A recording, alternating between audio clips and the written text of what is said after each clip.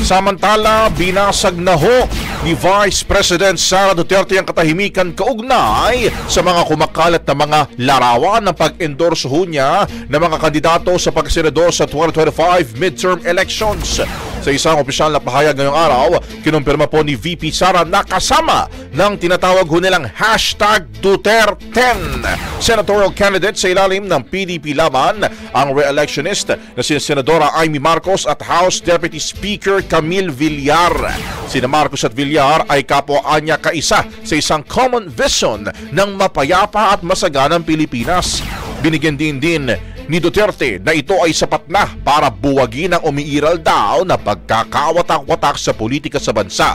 Mababatid na nauna na nga hong inilabas ng kampo ni Senator Amy ang isang political advertisement na may temang #itim kung saan opisyal na ho siyang inendorso ni VP Sara. Samantala, inilabas na rin ho ang bagong campaign ad ni Congressman Camille Villar kasama rin ho si Vice President Sara Duterte. Brigada Balita Nationwide. Ang bahaging ito ay hatid sa atin ng Maxan Mangosteen Santon Coffee. Max Healthy, Max Sarap.